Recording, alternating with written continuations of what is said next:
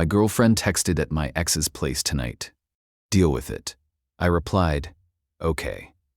Then I packed her things and left them outside his apartment door. Her tea didn't work when she tried coming home the next morning. I'm a 28-year-old guy, and I still can't believe I'm actually typing this. I've been sitting here for an hour, just staring at my laptop. I guess I need to get this off my chest. Wednesday night around 8 p.m. I'm on the couch watching the game when my phone buzzes. It's a text from my girlfriend Cassie, 26. We've been together almost 3 years and living together for the last 18 months in my apartment. Cassie at Nate's tonight. Deal with it. That's it. No explanation, no context. Nate is her ex from college, the one she always insists is just a friend whenever his name comes up. I read the message 3 times. My first instinct was to blow up her phone and demand answers. But then something clicked. The casual disrespect, the deal with it, like I'm some doormat she can walk all over. So I put the phone down, turned off the game, and got to work. Cassie moved into my apartment. My name is on the lease, my furniture, my everything. She helped with groceries and utilities, sure, but this was always my place that I let her share. That becomes important later. I spent the next 3 hours methodically packing her things. Clothes, makeup, that collection of succulents she was always fussing over. Her books, everything. I used the good boxes for my recent Amazon orders and even bubble-wrapped the fragile stuff. I'm not a monster. I was just done. The kicker? I knew where Nate lived.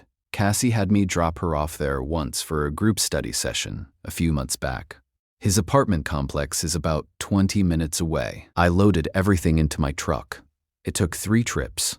By midnight, I had stacked every single one of her belongings neatly outside Nate's apartment door. I even left a note on top. Since you're staying there anyway, Jake. Then I drove home. Changed the locks. I'd been meaning to upgrade to smart locks anyway. Perfect timing. And went to bed. The next morning was interesting. At 7:23 a.m. there's pounding on my door. I look through the peephole. It's Cassie, disheveled and furious. Jake, open the door. My key doesn't work.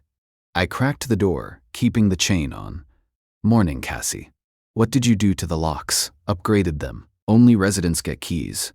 I'm a resident. Let me in. No, you're a guest. And you moved out last night. Your stuff's at Nate's. Her face went from red to white and back to red again. You can't do this. I live here. Lived. Past tense. You chose to spend the night at your ex's and told me to deal with it. I dealt with it. It wasn't like that. We were just talking. His roommate was having a crisis. Don't care. You made your choice. I made mine. Where's all my stuff? Safe and sound outside Nate's door. Better hurry. Might rain later. She actually screamed, full banshee wail. Mrs. Chen from 4B poked her head out to see what was going on. You're insane. You can't just throw me out. I have rights. You have no lease, no mail here, nothing legally tying you to this apartment. You were my guest. Now you're not. She tried to push past me. I shut the door. She kept pounding on it for another 5 minutes, threatening to call the cops, her dad a lawyer. I put on headphones and made breakfast. Eventually, the pounding stopped. I figured that was the end of it. Nope. Thursday morning was just the beginning. After leaving my hallway, she apparently called an Uber to Nate's place. She found all her stuff outside his door. Most of it was still there. But some had already been borrowed by neighbors. Shocking. Leaving valuables in an apartment hallway overnight. Her plants were dead from the cold. And here's where it gets better. Nate apparently had his actual girlfriend over. Yeah. His roommate did have some kind of crisis, but Nate conveniently forgot to mention he's been dating someone named Helena for 4 months. Cassie showing up with all her belongings did not go over well, but did Cassie take responsibility? Except that her choices led to this. Of course not. Friday afternoon, I'm at work when security calls. There's a delivery in the lobby that requires my signature. Suspicious, I head down. It's Cassie, with her dad, Roger. Security wouldn't let them up without my permission. Bless Derek, the security guard. Roger starts immediately. Jake, what's this nonsense about you making my daughter homeless? I didn't make anyone homeless. I ended a relationship after she spent the night at her ex's. She explained it was innocent. You overreacted. She texted me. At Nate's tonight. Deal with it. That's not explaining. That's declaring. I pulled out my phone and showed him the message. His face twitched. That still doesn't give you the right to throw her things out. I carefully packed and delivered them to where she chose to stay. Nothing was thrown. Half my stuff was stolen. My plants are dead. My laptop is missing. Should have thought about that before sending the deal with it text. Then she played what she thought was her ace card. I want the $1,200 I gave you for rent this month since you're kicking me out. You gave me $600 for your half of August rent. It's August 28th. You got 28 days of residence. No refunds for breaking up via disrespect. This is illegal eviction. We'll sue. Please do. I'd love to show a judge the text where she announced she was staying elsewhere, my response, and proof she was never on the lease. I'd also be happy to show the building security footage of me peacefully moving her belongings. Derek, the security guard, absolute legend, chimed in. I can confirm Mr. Jake was very careful with the boxes. I even helped him load some into the elevator. Roger turned purple. Cassie started crying. Then came the new tactic. Jake, baby, please. I'm sorry. It was a mistake. Can we talk about this? We just did. Have a nice day. I walked back to the elevator. Derek stopped them from following. But wait, there's more. Saturday morning, I wake up to 23 missed calls. Not from Cassie, she's blocked, but from my gym buddy, Antonio. I check my texts. Bro, your ex is here causing a scene. She's telling everyone you're abusive. Now she's crying to the manager. Security is escorting her out. El Mayo, apparently. Cassie showed up at my gym. She knew my Saturday routine and tried to confront me there. I wasn't there. I'd gone to a different location across town. Had a feeling she might try something. She started telling anyone who would listen that I was an abusive boyfriend who threw her onto the streets. The manager, who knows me well, asked her to leave. She refused. Security got involved. She's now banned from that location. Then came the social media campaign. Mutual friends started texting me. Cassie posted this whole sob story about being suddenly homeless and abandoned by someone she trusted. Conveniently left out the Nate's tonight, deal with it part. I posted one response, a screenshot of her text and my okay reply. Nothing else. Let people draw their own conclusions. The best part, Nate's girlfriend, Helena, found the post and commented, "Is this why you showed up at my boyfriend's apartment with all your stuff?" The post got deleted real fast after that. Sunday afternoon, I get a text from an unknown number. Unknown. This is Nate. We need to talk about Cassie. You know, we don't. She won't leave my apartment. Sounds like a you problem.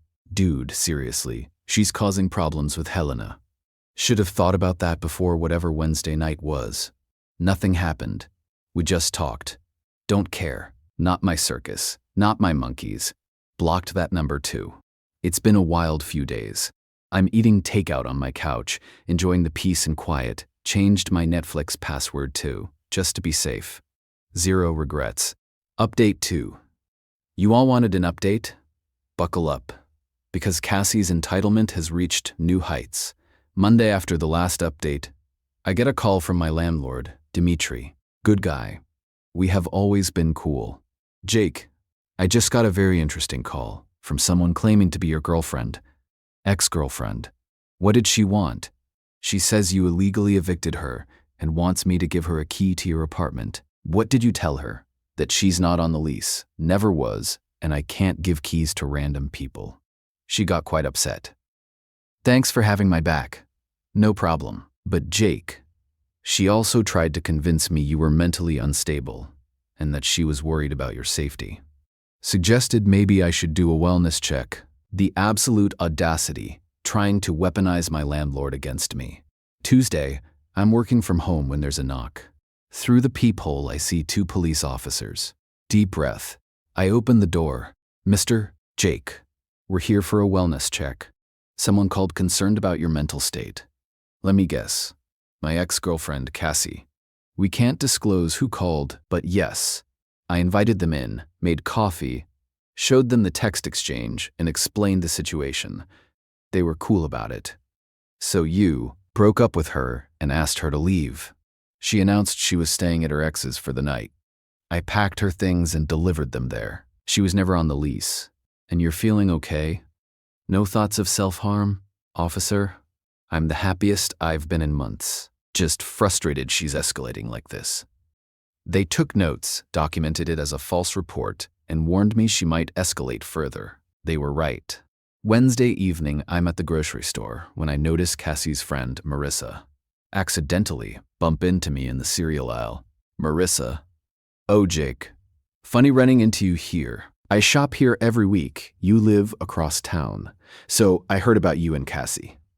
Pretty harsh, don't you think? Nope. She's staying on my couch now. Nate kicked her out. She's really struggling. Okay, don't you care at all? 3 years together, and you just throw her away? She threw us away with a 2-sentence text. I just took out the trash. Wow. She said you'd become cold. Guess she was right. Grocery shopping done? Bye, Marissa. But here's where it gets really good. Thursday, I get an email from a lawyer, an actual, legitimate law office. My stomach drops for a second until I read it. It's a cease and desist letter from Nate's lawyer, telling Cassie to stop harassing him and Helena, stop showing up at his apartment, and stop spreading false information about their relationship. How do I know this?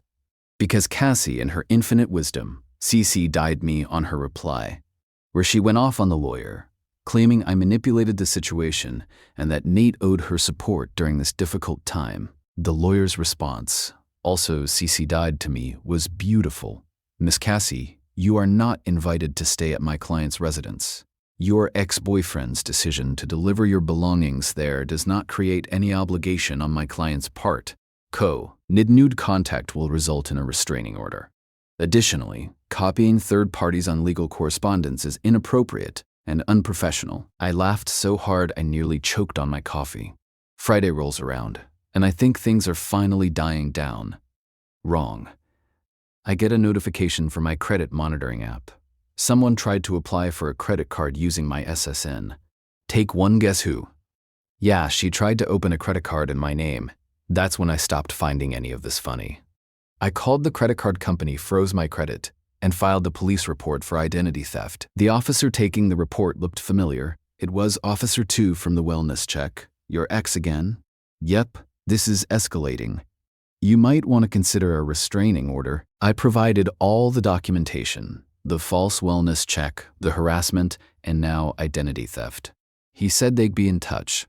Saturday morning, yesterday, there's a knock at my door. I check the peephole. It's Roger, Cassie's dad, alone this time. I speak through the door. Roger, I'm not opening the door. What do you want, Jake? Please, this has gotten out of hand. Cassie's not herself. She tried to open a credit card in my name. That's a felony. Long pause. What? Identity theft. I filed a police report. Jesus Christ, Jake, I had no idea. She said you were being unreasonable, but this... Roger, I need you to leave. Tell Cassie any further contact needs to go through lawyers. I understand. I'm sorry, Jake. I'll talk to her. He left. He seemed genuinely shocked about the identity theft. Last night, I got texts from 3 different numbers, all her friends. You're really going to ruin her life over a credit card. She was desperate. You made her homeless. Have a heart. I didn't respond. Just screenshotted everything for the lawyer I'm hiring. Monday, this morning, I woke up to an Instagram notification. Cassie created a new account. I'd blocked her main and sent me one message. You won. Happy, actually. Yeah, I am. My apartment is peaceful. My credit is locked down tight. I've got a paper trail of her escalating behavior. And I've learned exactly what kind of person I was dating. The entitlement is staggering. She really thought she could send that disrespectful text, face 0 consequences, and then escalate to literal crimes when she didn't get her way. Play stupid games, win stupid prizes. Final update. This is the last update because it's finally truly over. And the ending is, well, you'll see. After the identity theft incident, I hired a lawyer.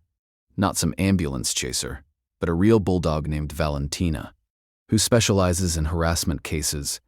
Cost me a chunk of change, but worth every penny. The first thing Valentina did was send a cease and desist to Cassie, her father, and all the flying monkeys who'd been texting me. The letters were beautiful, outlining everything from the false wellness check to the identity theft, making it clear that any further contact would result in immediate legal action. Most of the friends backed off immediately. Roger actually sent a formal apology through his own lawyer, stating he was unaware of his daughter's actions and that he would ensure no further contact. Cassie, not so much. I forgot to mention something in my last update. While all of this was going on, I'd been getting notifications that someone was trying to reset my passwords, email, banking, even my PlayStation account, all routed to an email address I didn't recognize. Valentina said this was another form of harassment and documented everything. Then, about a week after the cease and desist, something interesting happened. I get a call from Antonio at the gym. "Yo, Jake, you're not gonna believe this." Blat. "Remember your ex? Unfortunately, she just tried to cancel your membership." "What?" "Yeah. Came in claiming to be your wife, said you were in the hospital and needed to cancel all your subscriptions. Manager didn't buy it. Asked for ID and proof of marriage. She stormed out." I added it to the pile for Valentina. But here's where karma really hit. Remember Marissa, Cassie's friend whose couch she'd been crashing on? I get a text from a number I didn't recognize. "Jake, this is Helena, Nate's girlfriend. Can we talk? Curious?" I called her. Turns out Cassie hadn't given up on Nate. She'd been showing up at his workplace, his gym, even sending flowers to his apartment. Helena was done. She wanted to compare notes for her own restraining order. But during our conversation, she dropped a bomb. "Did you know she's been fired from her job?" "What? When?" "Last week. She missed a bunch of days dealing with lawyers and harassing people. Then they found out she'd been using her work computer to try to hack your accounts. IT found everything." I nearly dropped my phone. Cassie worked in digital marketing for a solid firm. Jobs like that require trust, especially with digital security. Getting fired for cyberstalking? Career killer. "There's more," Helena said. "Marissa kicked her out, caught her trying to sell Marissa's designer purse on Poshmark, claimed it was hers. The spiral was real." 2 days later, Valentina called me. "Good news. The identity theft charges are moving forward. She's been arrested." "Arrested?" "Yep. Turns out this isn't her first time.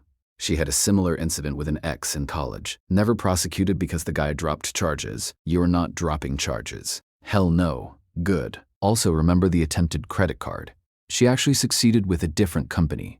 Ran up $3,000 at various online stores, all shipped to Marissa's address. The entitlement was unbelievable. She really thought she could steal my identity, max out cards, and what? That I'd just accept it.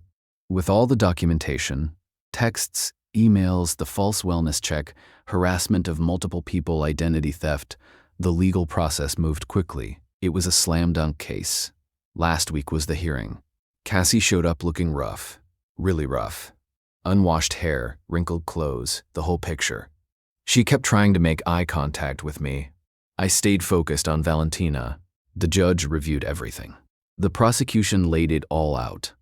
The false wellness check, continued harassment despite the cease and desist, identity theft with multiple counts, attempted unauthorized access to financial accounts, harassment of third parties, Nate and Helena. Cassie's public defender tried to frame her as a scorned woman dealing with sudden homelessness and emotional distress. The judge didn't buy it. "Miss Cassie, you were asked to leave a residence where you had no legal right to stay. Instead of accepting this, you engaged in an escalating pattern of harassment and criminal behavior. The identity theft alone is serious, but this pattern shows clear intent to harm." The sentence: 18 months probation, mandatory counseling, restitution for the fraudulent charges, and a 5-year restraining order. If she violates any of it, it's straight to jail. But here's the kicker. Remember how she got fired? Word travels fast in the digital marketing world. She's essentially blacklisted, can't get a job in her field. Last I heard, through the grapevine, she moved back in with her parents in another state. Roger sent one final message through lawyers, an apology and a check for $3,000 to cover the fraudulent charges while restitution is processed through the courts. Said he wanted to make things right. I accepted the money, not the apology. Some things you don't come back from. As for me, I'm doing great. Still in my apartment, still going to the gym. Different locations just to be safe, and definitely not dating for a while. Trust issues? Yeah, a few. The funny part is, all of this started with 8 words. At Nate's tonight, deal with it. I dealt with it. Looking back, the red flags were always there. The entitlement, the casual disrespect, the way she'd push boundaries and then play the victim when called out. That text wasn't out of character. It was her showing exactly who she was. Some people asked why I went nuclear over one text, but it wasn't about one text. It was about someone thinking they could treat me like a doormat and face 0 consequences. It was about someone believing deal with it was an acceptable way to communicate in a relationship. She wanted me to deal with it. I did, just not the way she expected. The lesson: when someone shows you who they are, believe them. And when they tell you to deal with it, make sure you do, on your own terms. Thanks for following this wild ride. I'm closing this chapter and moving on. Stay strong, know your worth, and never let anyone treat you like their backup plan. Peak. Yout.